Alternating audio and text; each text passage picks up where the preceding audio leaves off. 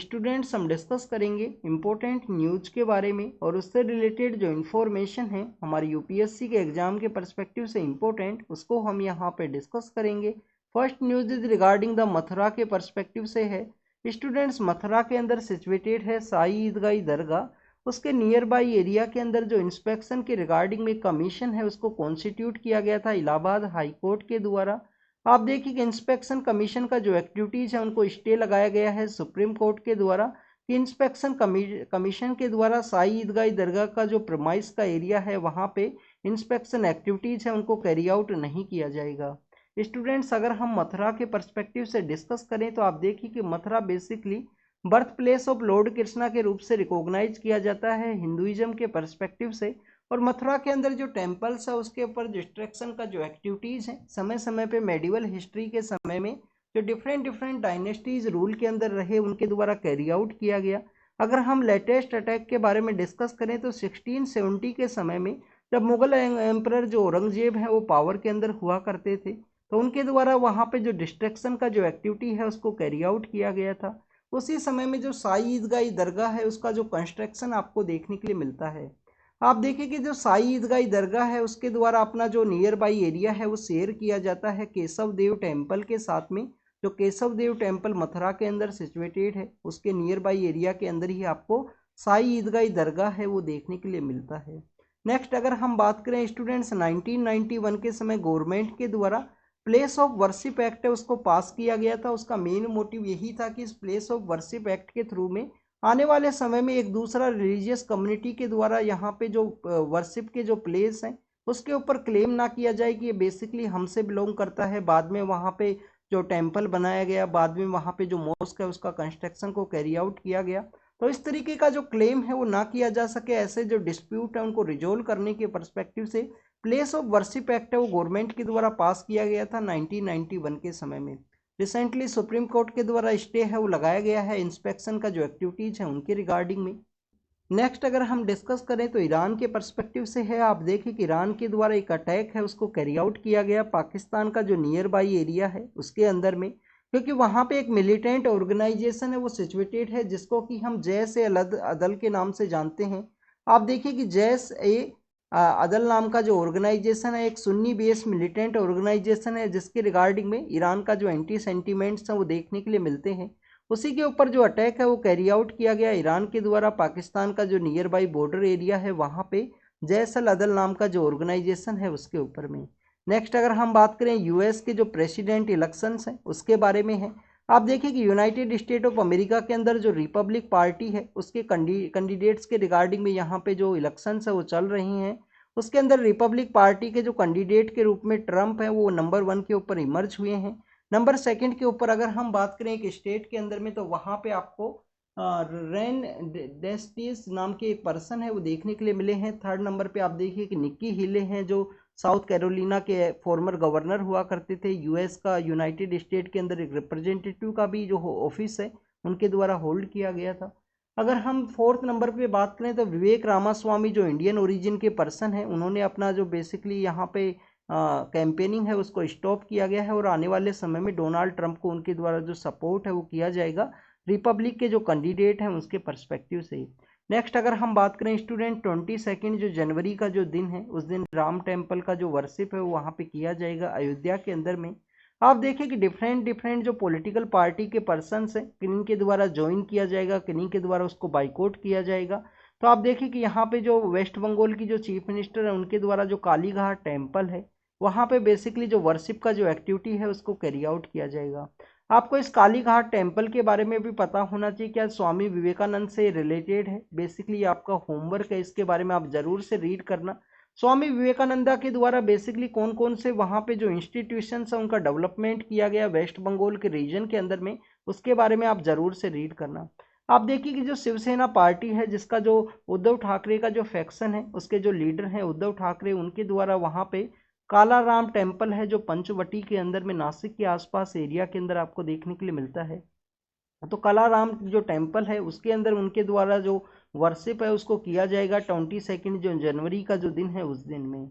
Students, यहीं art and culture के perspective से जो थ्रीवेलवर हैं उनके बारे में न्यूज है। आप देखिए कि हमारा जो एग्जाम के पर्सपेक्टिव से एक इम्पोर्टेंट पर्सनैलिटी है, संगम का जो एरा है उस समय से। इनका एक बुक भी आपको देखने के लिए मिलता है जिसको कि हम कूरल के नाम से जानते हैं। तो थिरुवल्लुवर डे के दिन में तमिलनाडु के अंदर एक कंट्रोवर्सी क्रिएट हुआ, उनके जो गवर्नर के द्वारा जो वर्शिप किया गया उसके अंदर सेफ्रॉन कलर के उनको अंदर उनको दिखाया गया है। आप देखिए ओरिजिनल आपको व्हाइट कलर के अंदर आपको देखने के लिए मिलते हैं।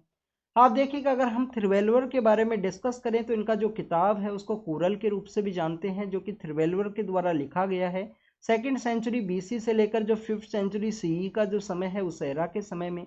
इसके अंदर में आपको जो कल्चर और लाइफ के जो काफ़ी सारा जो इन्फॉर्मेशन है वो देखने के लिए मिलेगा, जिसके अंदर बेसिकली 1330 के आसपास जो कूरल्स है उनका यूज किया गया है। लाइफ के पर्सपेक्टिव से एथिक्स है, गवर्नेंस है, लव है, स्पिरिचुअलिटी है, उन सभी को बेसिकली वहाँ पे एक्सप्लेन किया गया है। स्टूडेंट्स अगर हम यहाँ पे बात करें थिरुवल्लुवर का जो कूरल नाम का जो किताब है उसी के बारे में, तो आप देखिए उसको 3 फॉर्म्स के अंदर में बेसिकली डिवाइड किया गया है, जिसके अंदर में आपको आराम नाम का जो सेक्शन है, आराम नाम का जो सेक्शन है वो देखने के लिए मिलता है, जिसके अंदर राइट थिंग क्या है, ट्रुथ क्या है, ग्रेटिट्यूड क्या है, कंपेशन है, उन सभी के बारे में बताया गया। पोरुल आपको देखने के लिए मिलता है जिसके अंदर वर्ल्ड अफेयर्स के बारे में डिस्कस किया गया है पोरुल के अंदर में। और आप देखिए कि इनबाम नाम का एक सेक्शन है जिसके अंदर basically emotion, love, family life, उन सभी के बारे में जो पर्सनल जो लाइफ अफेयर है किसी भी एक पर्सन का उसके बारे में बेसिकली एक्सप्लेन किया गया है।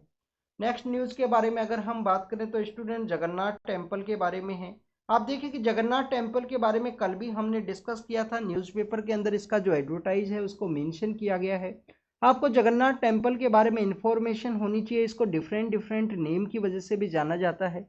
तो आप देखिए कि रिसेंटली इसका जो रिनोवेट है वो कैरी आउट किया गया है। इसका जो परिक्रमा जो मार्ग है उसको डेवलप किया गया है उड़ीसा गवर्नमेंट के द्वारा।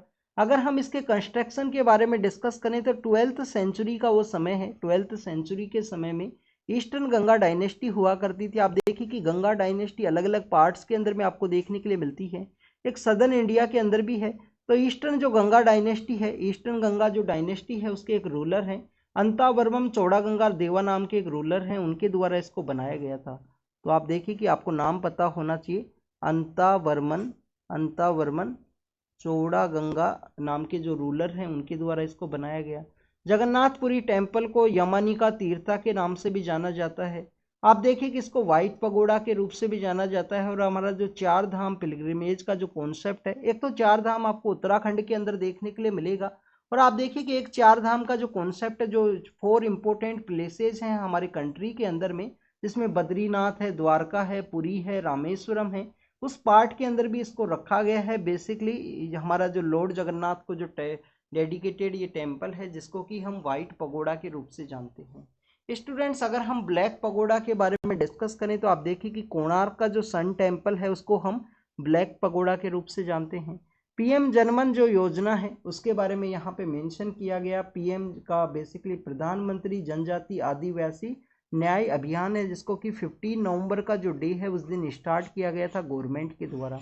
आप देखिए कि 15 नवंबर का जो डे है वो क्या है, इसको हम जनजाति दिवस के रूप में भी सेलिब्रेट करते हैं, हमारी जो ट्राइबल कम्युनिटी का जो कंट्रीब्यूशन है उसके रिगार्डिंग में। तो पीएम जनमन जो योजना है उसके रिगार्डिंग में कल भी हमने डिस्कस किया था कि बेनिफिशरीज के अंदर में कोई भी यहाँ पे लेफ्ट आउट नहीं रहे, कोई भी यहाँ पे छूटे नहीं। बेसिकली एनरोलमेंट के पर्सपेक्टिव से पीवीटीजी जो कम्युनिटीज़ हैं, पीवीटीजी कम्युनिटीज़ के रिगार्डिंग में गवर्नमेंट के द्वारा इसको स्टार्ट किया गया। हमारे यहाँ पे जो 75 पीवीटीजी कम्युनिटीज़ हैं वो देखने के लिए मिलती हैं, जिसके अंदर 36 लाख के आसपास टोटल कम्युनिटी का जो पॉपुलेशन है डिफरेंट डिफरेंट स्टेट्स के अंदर में। हाईएस्ट बेसिकली उड़ीसा स्टेट के अंदर सिचुएटेड है प्रेजेंट समय में 15 के आसपास पीवीटीजी।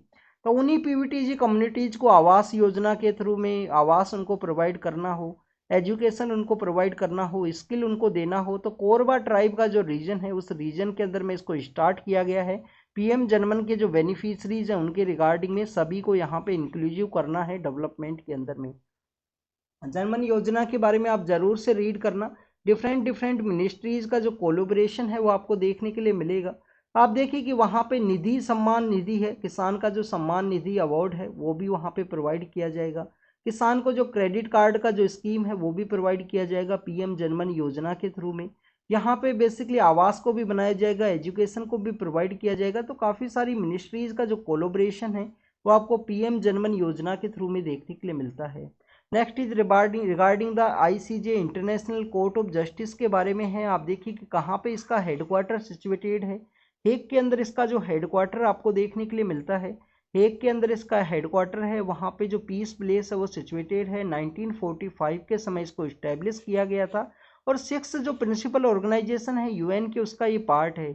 एकमात्र यूएन का ऐसा ऑर्गेनाइजेशन है जो कि बेसिकली आउटसाइड द न्यूयॉर्क में सिचुएटेड है। 6 प्रिंसिपल ऑर्गेनाइजेशंस के अंदर में आप देखिए कि हेग के अंदर में साउथ अफ्रीका के द्वारा एक पेटिशन है, उसको फाइल किया गया कि जीनोसाइड का जो एक्टिविटी है उनको कैरी आउट किया गया है इजराइल के द्वारा।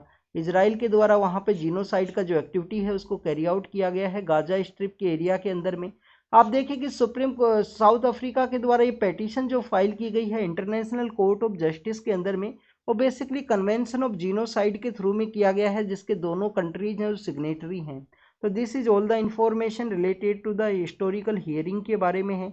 इसका जजमेंट क्या हो आने वाले समय में ये पता नहीं है, बट आप देखिए कि साउथ अफ्रीका के द्वारा जिस तरीके से यहाँ पे जो ह्यूमनिटेरियन जो वायलेशन है, जो ह्यूमन एक्टिविटीज़ को जिस तरीके से स्टॉप किया गया है गाजा स्ट्रिप के अंदर में इजराइल के द्वारा, तो उसको रोकने के रिगार्डिंग में एक इम्पोर्टेंट पेटिशन है जो फाइल की गई साउथ अफ्रीका के द्वारा।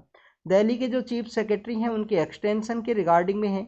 तो आप देखें कि यहाँ पे आपको बेसिकली दिल्ली के रिगार्डिंग में जो जजमेंट है उसके बारे में पता होना चाहिए कि सेंट्रल गवर्नमेंट को जो मोर पावर है वो दिया गया था। दिल्ली का रिगार्डिंग में जो जजमेंट्स वो पास किए गए, डिफरेंट जो एक्ट है उनको पास किया गया सुप्रीम सेंट्रल गवर्नमेंट के द्वारा या सुप्रीम कोर्ट के द्वारा।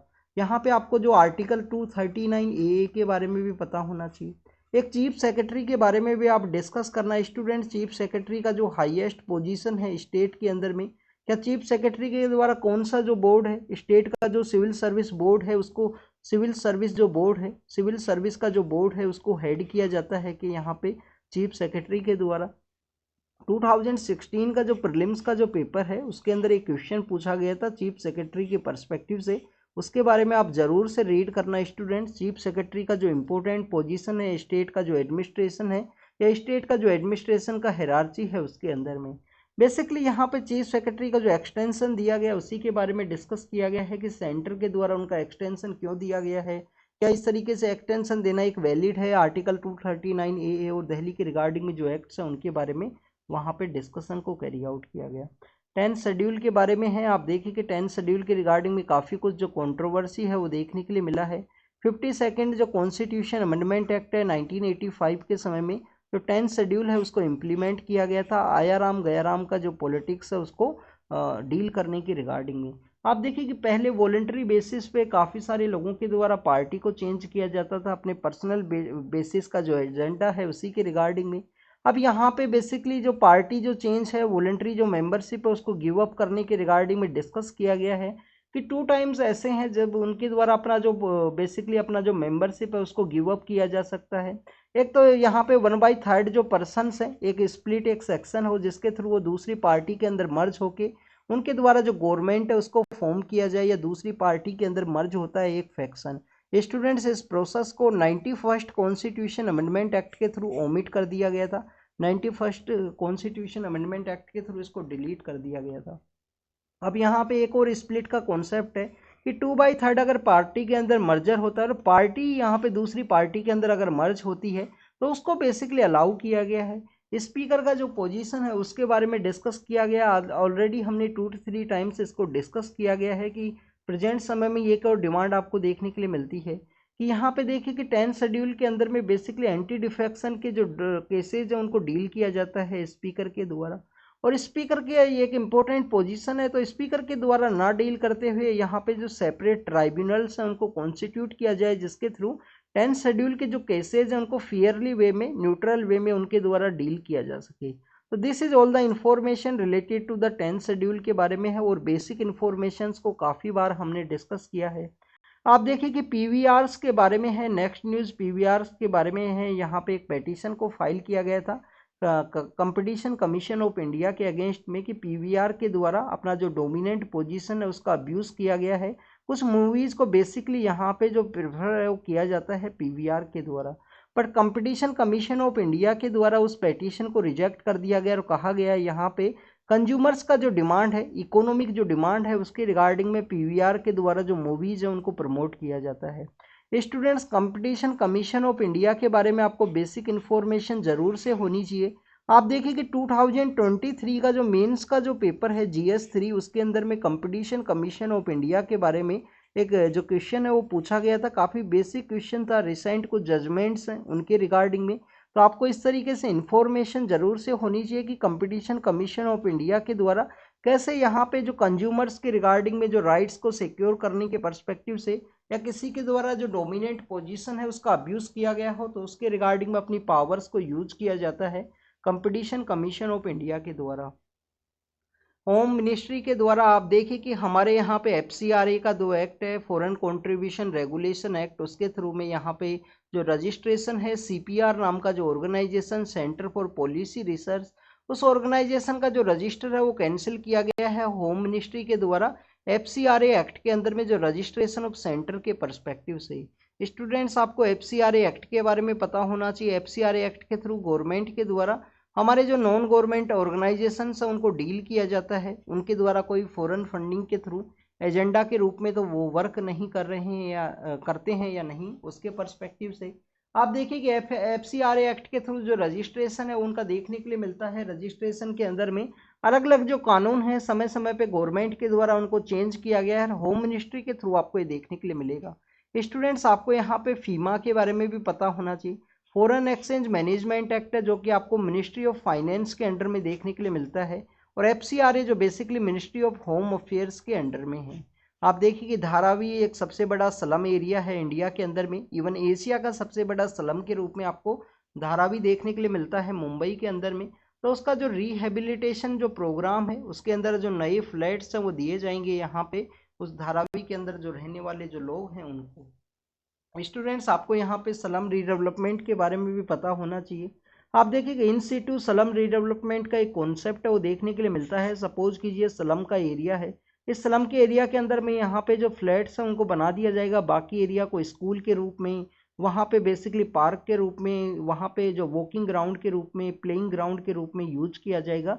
ये basically ministry of home affairs, ministry of urban affairs का आपको एक कॉन्सेप्ट है वो देखने के लिए मिलता है कि स्लम एरिया को इंस्टीट्यूटिव वे में डेवलप किया जाए। वहाँ पे ICMR के द्वारा यहाँ पे हमारे कंट्री के अंदर में जो नेशनल असेंशियल डायग्नोस्टिक लिस्ट है उसको में अंदर शामिल किया गया है, उसको रिवाइज किया गया है फर्स्ट टाइम काफ़ी कुछ ईयर्स के अंदर में। नेक्स्ट अगर हम बात करें इंडिया और चाइना का जो कन्फ्लिक्ट है उसके बारे में है। आप देखिए कि 2021 के समय भी यहाँ पे कन्फ्लिक्ट देखने के लिए मिला, इवन 2020 के समय भी कन्फ्लिक्ट था। कोविड-19 के समय जब गलवान वैली के अंदर जो कन्फ्लिक्ट रहा 2021 के समय भी रहा और 2022 के समय भी रहा है। तो बेसिकली बताया गया है कि काफ़ी कुछ ऐसे एरियाज है जिसके अंदर इंडिया और चाइना का जो कन्फ्लिक्ट है वो कंटिन्यूस है, इंडिया और चाइना का जो टेंशन है वो कंटिन्यूस है। स्टूडेंट्स, आप उन एरियाज के बारे में ज़रूर से रीड करना जो काफ़ी बार न्यूज़ के अंदर रही हैं। आपसे नॉर्थ और साउथ के पर्सपेक्टिव से या ईस्ट से वेस्ट के पर्सपेक्टिव से आपसे क्वेश्चन है वो पूछे जा सकते हैं, कोई भी एरिया हो। आप देखिए कि 2020 का जो प्रीलिम्स का पेपर था उस समय में नुब्रा वैली से रिलेटेड एक क्वेश्चन पूछा गया था, और नुब्रा वैली जो काफ़ी कुछ न्यूज़ के अंदर में था उस समय में जब यहाँ पे इंडिया और चाइना का जो कन्फ्लिक्ट है वो जून 2020 के समय में न्यूज़ के अंदर में था। नेक्स्ट अगर हम बात करें हमारे नए जो क्रिमिनल लॉज हैं उसके रिगार्डिंग में जो क्रैश कोर्स है उसको स्टार्ट किया जाएगा जिससे कि पुलिस ऑफिसर्स को जो जानकारी है वो यहाँ पे प्रोवाइड किया जा सके। आप देखिए कि काफ़ी कुछ जो टेक्निकल पार्ट है वो देखने के लिए मिला है नए जो क्रिमिनल लॉज हैं उसके अंडर में, तो इसके थ्रू यहाँ पे क्रैश कोर्स का जो ज़रूरत है सभी पुलिस पर्सनल्स को जिससे कि वो बेटर वे में इम्प्लीमेंट कर सके यहाँ पे हमारे जो नए जो क्रिमिनल लॉज हैं उनके रिगार्डिंग में, जिसके अंदर हमारा जो IPC है जो कॉलोनियल एरा के समय थे के कानून है, CRPC है, इसके अलावा इंडियन एविडेंस एक्ट है। तो इन तीनों कानूनों को बेसिकली यहाँ पे रिप्लेस किया गया है भारतीय न्याय संहिता के थ्रू में और अलग अलग जो साक्ष्य एक्ट है उसके थ्रू में यहाँ पे। नेक्स्ट अगर हम बात करें जिनेवा के पर्सपेक्टिव से है तो basically this is all the information related to the WHO के रिगार्डिंग में है कि टैबोको के रिगार्डिंग में तंबाकू के अगेंस्ट में यहाँ पे कंट्रीज के द्वारा जो कैंपेन चलाया गया उसका जो कंजप्शन है उसको रिड्यूस करने के पर्सपेक्टिव से उसको डिस्कस किया गया है। चाइना के नेक्स्ट जो फॉर्मर जो प्रेसिडेंट है उनके बारे में है, एग्जाम के पर्सपेक्टिव से इम्पोर्टेंट नहीं है। एक पैसिफिक नेशन है जिसके द्वारा बेसिकली ताइवान के साथ अपने जो रिलेशन है उनको कट किया गया है। इस पैसिफिक नेशन को हम नौरू के नाम से जानते हैं, नौरू के नाम से जानते हैं। आप देखिए कि उसके द्वारा ताइवान के साथ रिलेशन कट करते हुए चाइना के साथ अपने रिलेशन से उनको इस्टेब्लिश किया गया है। एयरक्राफ्ट के पर्सपेक्टिव से आप देखिए कि हमारे यहाँ पे भी काफ़ी कुछ एयरपोर्ट एरियाज़ के अंदर में जो सिचुएशन है वो जो डैमेजिंग सिचुएशन देखने के लिए मिला, जिसके अंदर में फ़्लाइट्स वहाँ पे डिले हुई हैं। ये डिफरेंट न्यूज़ है कोरिया के पर्सपेक्टिव से। और अगर हम हमारे यहाँ पे पर्सपेक्टिव से डिस्कस करें तो आप देखिए कि एविएशन मिनिस्ट्री के द्वारा में एयरपोर्ट अथॉरिटीज़ से कुछ यहाँ पे जवाब है वो मांगा गया है, क्यों ऐसा एक्टिविटी देखने के लिए मिला जहाँ पे पैसेंजर्स हैं वो रनवे एरिया के अंदर दिखाई दिए हैं, वहाँ पे अपना डिनर और लंच करते हुए उनको देखने के लिए मिला है। नेक्स्ट अगर हम बात करें ईरान के द्वारा बेसिकली इजराइल का जो स्पाई हेडक्वार्टर है उसके ऊपर अटैक किया गया जो इराक के अंदर सिचुएटेड था। आईएस के ऊपर अटैक किया गया है सीरिया के अंदर में। तो आप देखिए कि ईरान के द्वारा पाकिस्तान के अंदर भी अटैक किया गया। तो अभी ईरान के द्वारा काफ़ी कुछ एरियाज़ के अंदर में अटैक किए गए हैं रिसेंटली, कल के ही दिन के अंदर में। आप देखिए कि इजराइल के द्वारा सदर्न गाजा के अंदर ऑपरेशंस को कैरी आउट किया गया है, कभी नदर्न गाजा के अंदर में, कभी सेंट्रल पार्ट ऑफ गाजा के अंदर में। 90% जो पॉपुलेशन है वो डिस्प्लेस हो चुकी है इस तरीके के जो अटैक का एक्टिविटी हैं उनकी वजह से। तो this is all the information related to the today's newspaper. आप इसको रीड कीजिए, रिवाइज कीजिए। Thank you student, thank you very much.